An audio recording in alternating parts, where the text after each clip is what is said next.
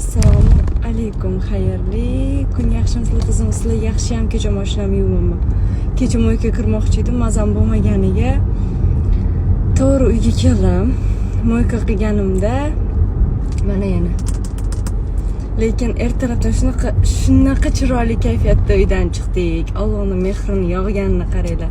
O'zi 2-3 kundan beri bilasizlarmi, kechki payt yog'yotdi, kechqurun. Bugun ham kechqurun yog'di-da, lekin ertalab shunaqa chiroyli yog'di, ovozlari bilan. Tez uydan chiqib oldim. Mana shunaqa chiroyli yog'ayotganda mazzada mashinada ashula eshitib ketish, to'g'rimi o'g'lim? Yoqimli ishtaha jonim, sochingizni yana buzib tashlabsiz. Yoqimli ishtaha bolam. Jonim sen. Yomg'irni siz ham yaxshi ko'rasizmi? Maymuncha. Prikol qilishini o'zicha. Ashula eshitamizmi?